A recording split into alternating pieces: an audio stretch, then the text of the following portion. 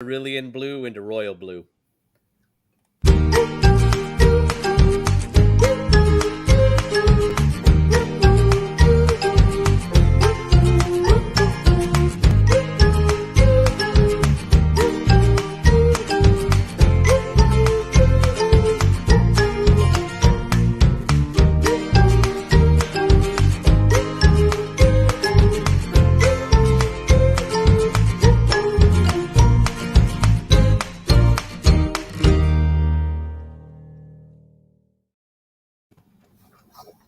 Hi, everybody.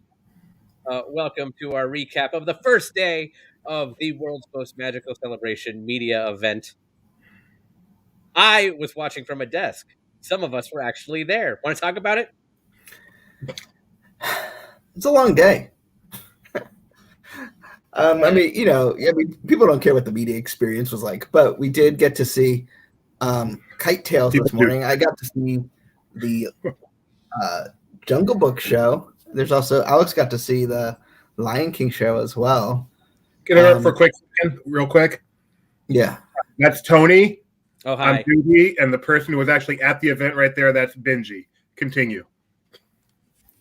So saw Kite Tales, which for being a nothing show was had a lot of energy, a good soundtrack, and I would say was one of the highlights of the day. Define nothing show. Well, I mean, it's like they acknowledge it's not meant to be like a destination entertainment. It's almost atmosphere entertainment. It's going to be, you pass by it and then you walk in. So it has sort of like a pre-show to kind of get people in. And then, you see the kites go. It's not Rivers of Light. It's not Harmonious. It's not of that scale. So, and they were upfront about it. So I think that helps. It's easy when you have low expectations, and then you're easy to surpass them. It's when you have high expectations. Is this a good place to ask for opinions and speculation? Because if so, yes. Kite Tales does require cast members. Has a pre-show. Oh. No, there's no cast members involved? Oh, it says it does require cast members. Yeah, okay, it does. And there's a pre-show to bring people in. Are they lowering expectations now because it's not as good as they hoped, or you do really think this was the intent to have a very low-profile show? I think it was intent to have a very low-profile show. I think they're also looking at sort of testing. It's sort of it comes across like a prototype show. Like they had the kites and they want to see how they work, and then eventually there'll be a show of bigger scale using them. Kind of like how to justify the loss of kites from Epcot forever. I think it was just to have something at Animal Kingdom for the 50th anniversary celebration. That's what I think too. But, I think it's not something you're going to be like, oh, okay, like waiting hours for. I mean, it's just don't if you have to. But one interesting thing is you have to see it on the Dino Land side. So, there's the two amphitheaters, Dino Land in Asia. You have to see it in Dino Land because Baloo ends up in. I know. I was going to say, I noticed in our videos now up on Laughing Place YouTube, you'll see Baloo just kind of take a crash course into the seating of the other side. I know it's meant to land there. That's the kind of thing that I think, like, if they had more time and money, like if they were doing a bigger show, they would have found a way. I mean, kites have to land. So, I think they would have found another way to do it. But for something of this scale, it is what do you think this could be the precursor to Animal Kingdom's Paint the Kite Parade? Well, you know how, like, when they had the electrical parade first season, it was all flat, like the water tide. Yep. Yeah, I feel like this is like testing the concept of the kites, and we'll see how they do. But then we'll get Animal Kingdom's Rivers of Kite. Right. I mean, remember all those versions of Illuminations we had before, like Reflections of Earth? Like they just kind of fucked around with it, and then one thing got stuck forever. I can't get over Tony's bad kite jokes, but I agree that perhaps they are testing out using kites in a theme park because that's clearly something they've never done at Disney before, and they want to see if that works. I would say it's no mistake on the lake. So, is it a surprise in the skies?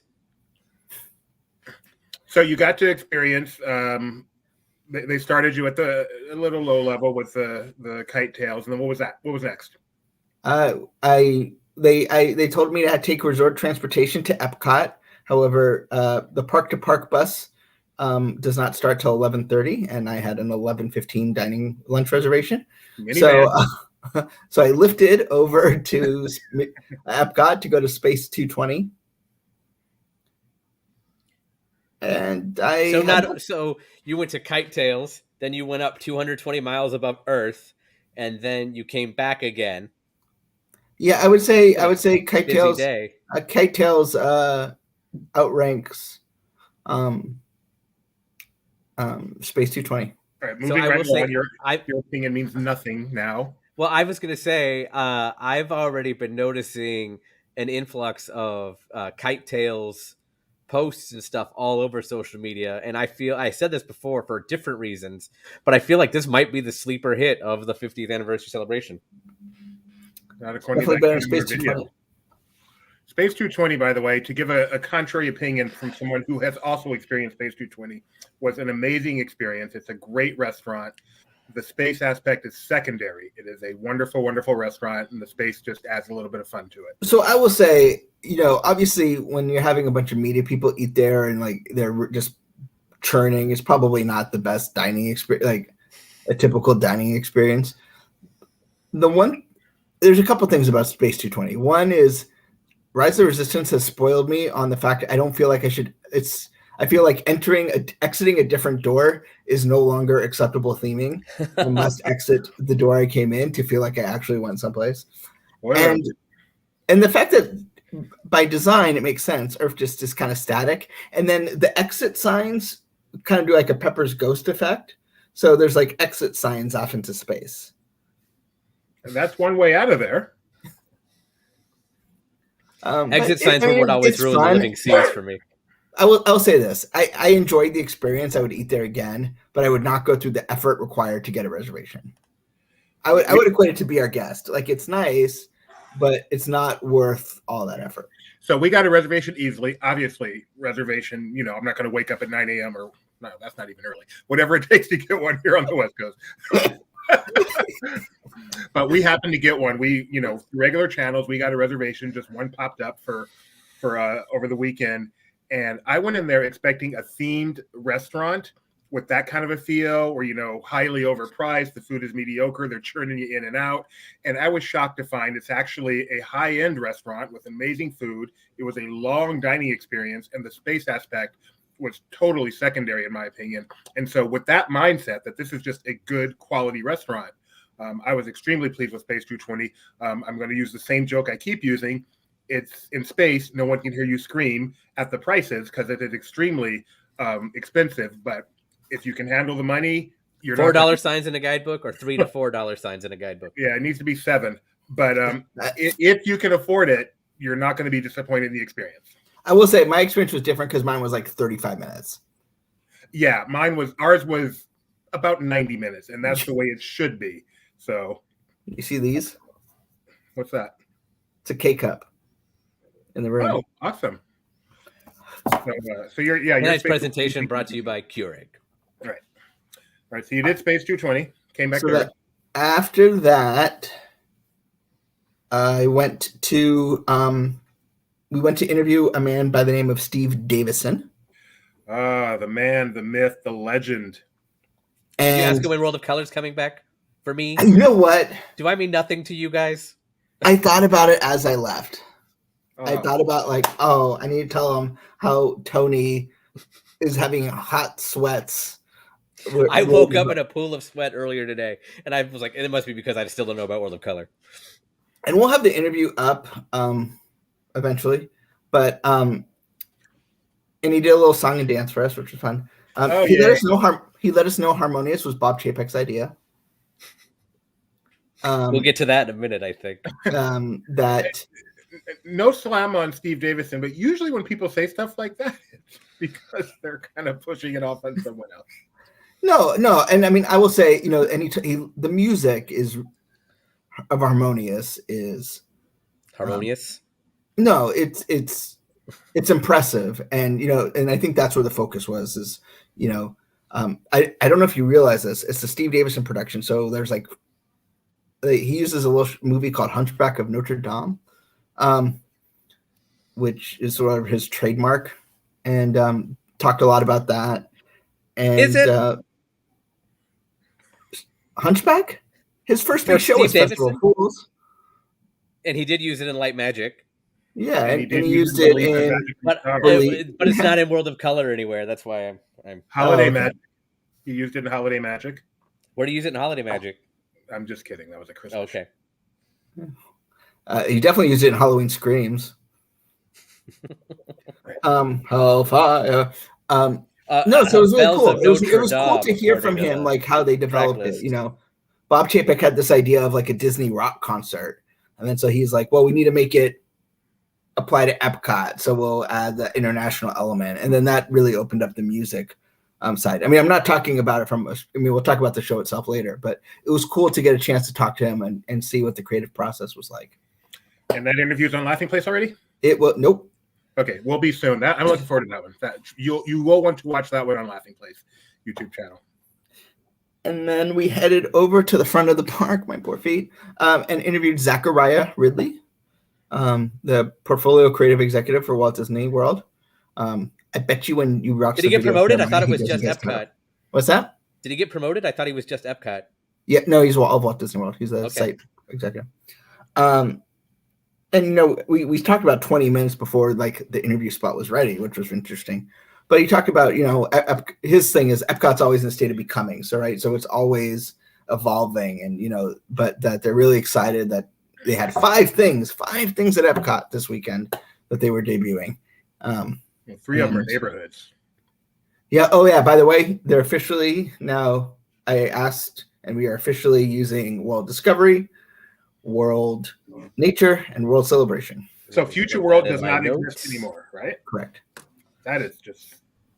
Sorry, Danny K. That's mind blowing. I get that reference. Yeah. So no, and talked a lot about what they're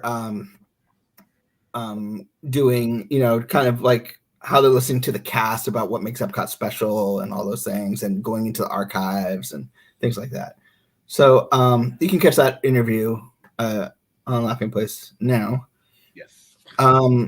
Then we headed over into the show building for Guardians of the Galaxy Mission Rewind. Cosmic Rewind, sorry. You and Jeremiah keep doing that. There's a reason. Why would you put Mission Rewind next to Mission Space? That just screams confusion. That's the mnemonic device I use to remember. That's a good point. So we went in, and it's just, I mean, right now there's not a lot of like show. There's, you know, it's just a big black roller coaster. But it's like everywhere you could, as far as you could see, there was roller coaster. And then they were like, everything you can see is only half of it. So it's this huge, what they're calling an omni coaster. So it's going to spin you. I mean, this isn't new, but it's going to spin you to kind of look at where you should be looking. It's going to have a soundtrack, obviously. And the first reverse launch. So it'd be backwards and launching. So it's just a huge project. What's the audience for this? Epcot guests. Of the thrill seeking variety, or of the everyone can do this? In the video I've seen, it looks like it's a lap bar, so I would say it's family friendly, right? Yeah, I mean, I would say it's probably like Space Mountain. It's not like Rock and Roller Coaster. Okay. So, but more than Thunder, you think?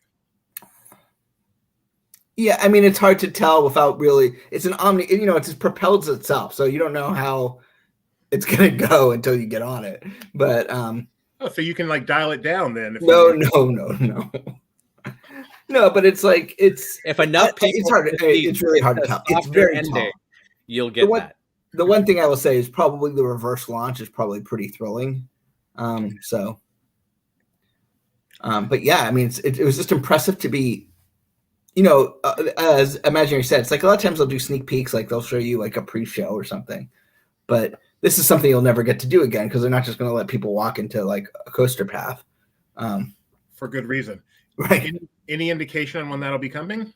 No, it looks done, but they will need, you know, as any film-based attraction needs the film, I'm sure, who knows when that will be ready. So there's a lot of screens. Is that what I'm hearing? Well, there's a lot of screens, but they don't look like screens. Like it's not like Toy Story Mania. Like you could see things and you presume they're screens, but they're not. It's hard to tell if they're actually screens anyway. There's not a lot as of right now, and I don't know. There's not a lot of show elements in the part we saw, but once again, we only saw half of it. But they did say, it will be very, it's supposed to take you through space and time from Epcot. So it's supposed to be like a World Showcase Pavilion, but, taking you to Xandar. Is there going to be classic Epcot music on it? Because I know he left his Walkman there. They implied that classic Epcot may play a role in the attraction. Good. But they did not say it outright. Don't at me, as they say. And in addition to the track, I saw some Twitterverse stuff talking about like some big cookie or planet or something that was visible.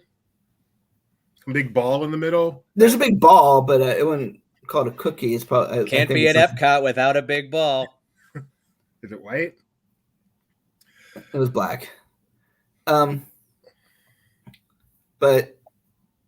I bet it just looks like some sort of show element. I wouldn't get that excited about it. No, it's just all you could see was track and this thing, and so everyone mentioned this thing. Yeah, I mean, yeah, it looks like it might just be some sort of circular projection surface. Did you immediately come out and try to draw the track so you could present it to us? No, since photos weren't allowed. Photos were not allowed. Oh, next time you see Jeremiah though, you had to wear full pants, so he was in shorts, so he had to wear black sweatpants, and he looked like a loner person, like going on break. They had loner pants. Yeah, they had loner pants. The worst part of the experience was not being able to take a picture of the coaster. Was not being able to take a picture of Jeremiah in loner pants.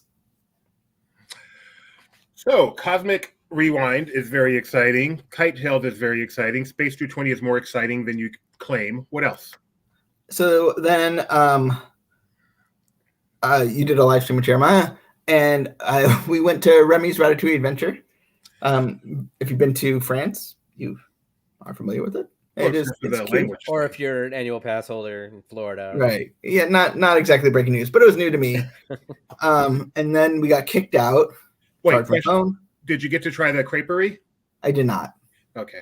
Because someone in our chat had some negative stuff to say about the creperie, so I was curious. Yeah, I ran out of time. I had a coupon to go there, but by the time we got out of Remy's Ratatouille Adventure, it was time to leave so they could prepare for the dessert party. But then working hard. And then such a long day. And then we walked over to Harmonious, where there was also desserts, and saw that. So that's obviously the highlight of today. Today was the very first performance of Harmonious at Epcot, the new nighttime spectacular. It was live casted. It was cast live on the Disney Parks blog, and I'm pretty sure there are approximately 3,000 other copies now available on YouTube from various sources, including Laughing Place, if not now, very soon. So let's get your opinion from someone who was actually there. So I think the music is fantastic. I think, there's fun parts, or, not every day you get a nighttime spectacular with songs from Saludos Amigos. But now you'll get every day.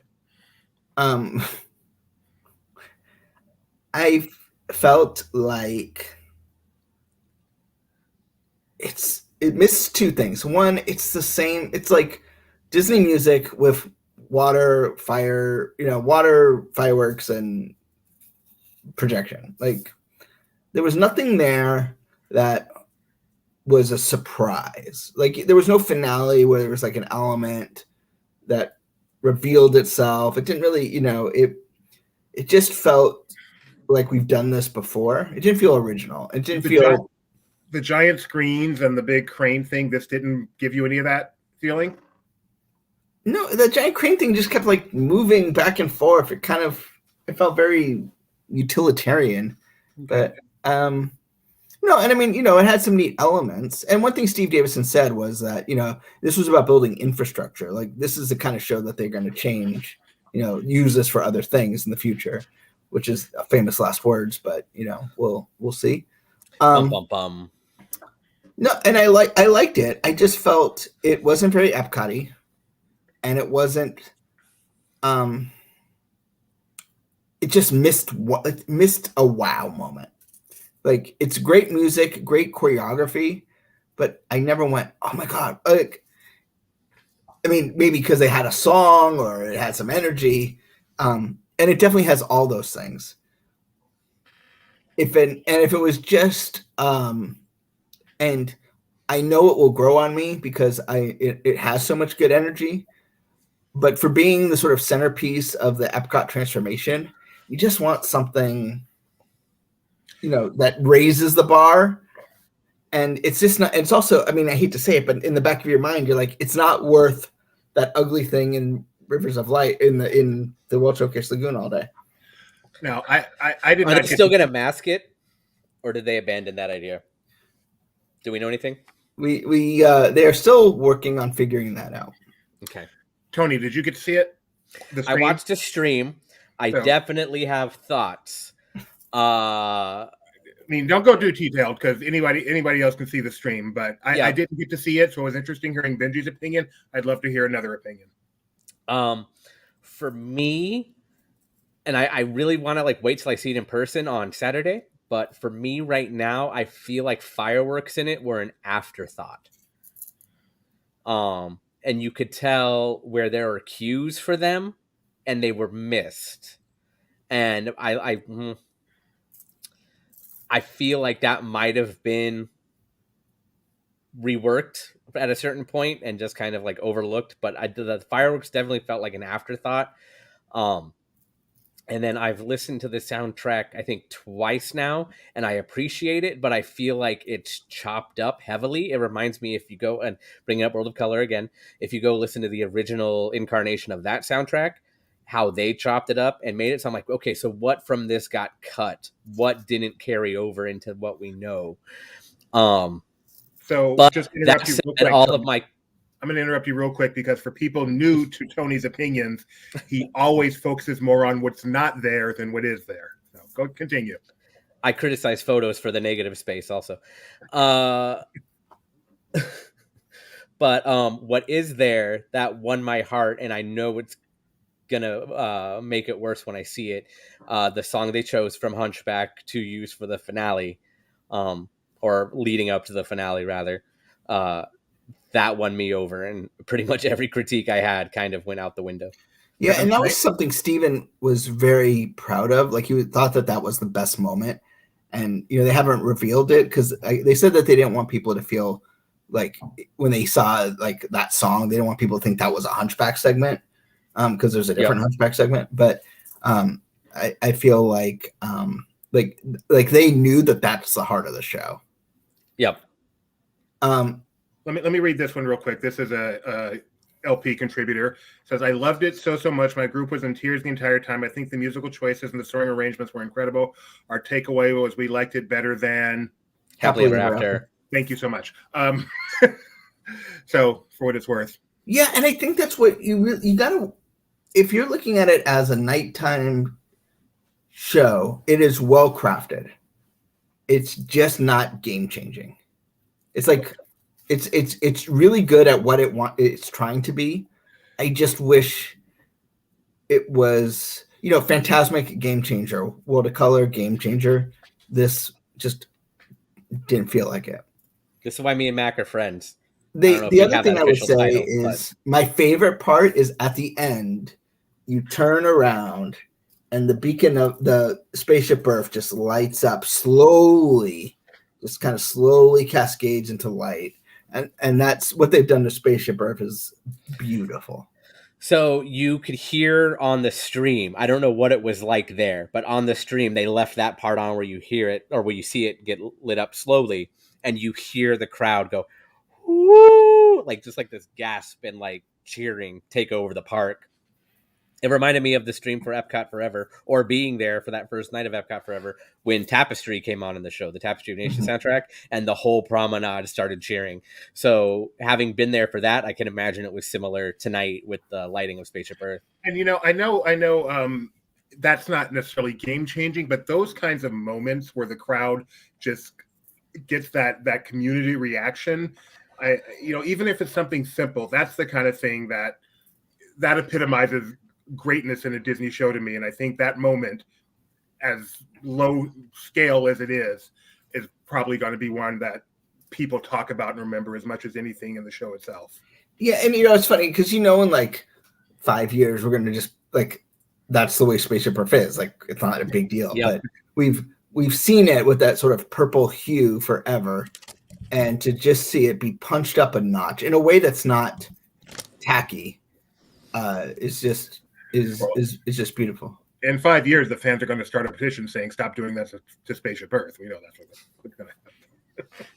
Well, only if they put it in like sans serif font, Epcot, across the lights too. So was that it? You got to see Harmonious and well, and then they took us to the front of the park and they did the Beacon of Magic show. So it lights up for Harmonious, but then it does a whole other set of light tricks for the 50th. And I agree with Mac. Spaceship Earth was definitely the highlight. And I mean, I know it doesn't seem you're talking about adding lights to Spaceship Earth. It's not like it doesn't seem that big, but it's just beautiful. And the way they're able to take a dynamic and project, and they just did a really great job with Spaceship Earth. Did he know it work? I saw it in the middle of the night once. Actually, those videos are up somewhere, and how bright it is. Even then, I can imagine what it's like now, programmed properly. Real quick, Abby, I think I'm Doobie. That would be Tony on top and Benji on bottom. Benji was the one who covered the media event for us, one of the two people. And Tony is here because he's highly intelligent and is still walking on air because of his Rise of Resistance dealie. But what else did they debut? I still got that extra pep in my step, by the way. We got the neighborhoods. There were a bunch of new flags in the courtyard, right? Woohoo! Hey. It's a thing. Yeah, and the new logo for World Celebration. That's the one that, if you were looking at all the logos for Epcot, you couldn't figure out what that one was. That kind of looks like a water fountain. That's a World Celebration. Okay. And Harmonious, of course, here today was the final night for. That's a good question. Yeah. Go ahead, Tony. Someone with guest control experience. Sorry, wonder how long it took to clear out that area after they lit up Spaceship Earth. Benji, you got home or back to your hotel pretty quick. I know people who are still stuck in traffic probably watching. Yeah, I was second. The Mears, kudos to all the Mears bus drivers that took me back to the Grand Floridian. They were professional at this. Well, and it doesn't help that the Epcot Center Drive bridge is that closed. You're the Grand Floridian. For those who wonder what the Grand Floridian looks like on the inside, it's right behind Benji. Can't make it look like Victorian. Lights heads. It didn't seem to. I mean, it wasn't that. I mean, I would say it was busy for the show, but the park itself wasn't that busy. Test Track was a walk on. If that means anything to anybody. How did the crowds look for Harmonious? Did the people come out to see Harmonious? Yeah, no. I mean, people were lined up. I mean, you know how like for Epcot, you never had to get there early because it's Epcot. Yeah, you had to get there early, like about an hour before everything was kind of. Is it going to be like Happily Ever After where people are going to sit there for 2 hours out? I mean, for a bit. I mean, there's a lot of space there, but. I know they've talked about this being a show that's visible from everywhere. Did it seem like that all around the lagoon, the viewing was pretty equal? I don't know because I only saw it from one place. Alex, how did it look from Norway? The center ring, I was at a point where I could just kind of see it from an angle. But if you were in China and whatever's equally across from China, I think UK, you would just see like a black tower because it's flat.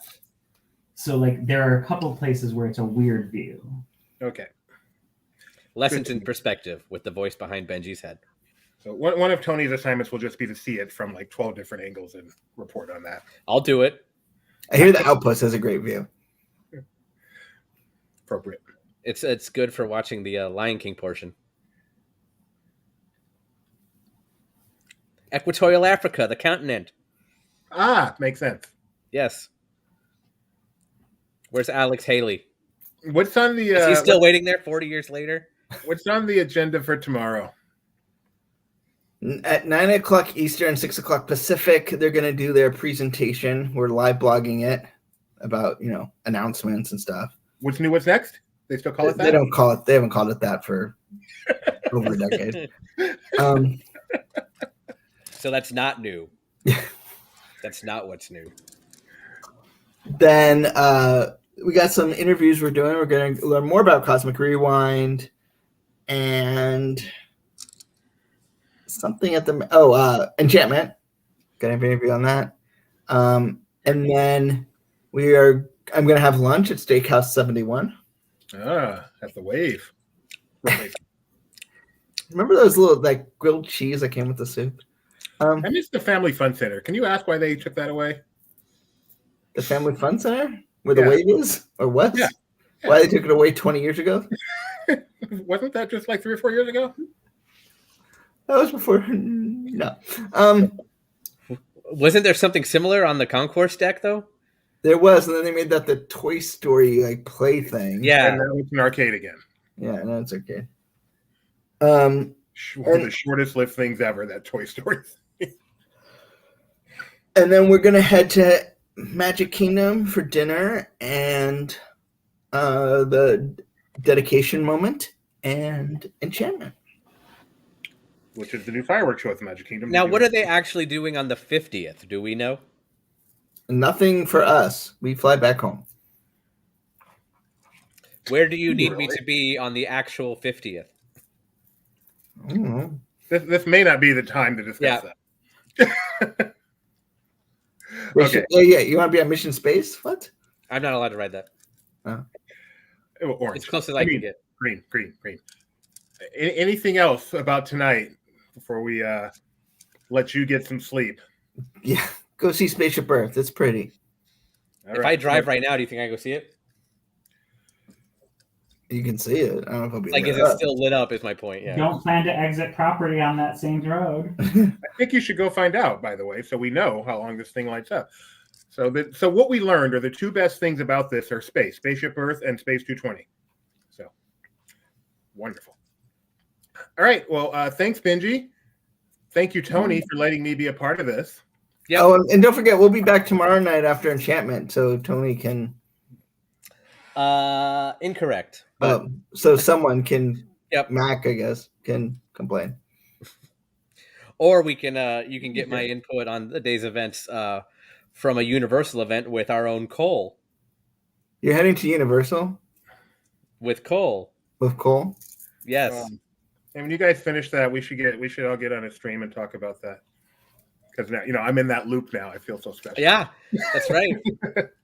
The world knows now that Doobie went to Halloween Horror Nights. I did. So if you're not following us on Twitter, on Instagram, on YouTube, and obviously on our website, we have a huge team here at Laughing Place. We're hitting 4 digits now if you add 2 zeros. So we are able to get this stuff up quickly from all over the place. We even have someone in Paris right now, which is not celebrating 50 years. So make sure you're checking out our website and following us on Twitter, YouTube, Instagram, so you can be kept up to date very quickly on everything happening for the magical celebration currently underway. Thank you, Benji. Thank you, Jeremiah. Thank you, who? Jeremiah, the other guy who's covering it for us, but he's okay. No, he's not a night owl. He is a night owl? His show doesn't end till 3 a.m. But it starts at 9. Working. So is that really When he's not working, he says he's always tired. So maybe he is a night owl. Anyway, bye, everybody. Farewell.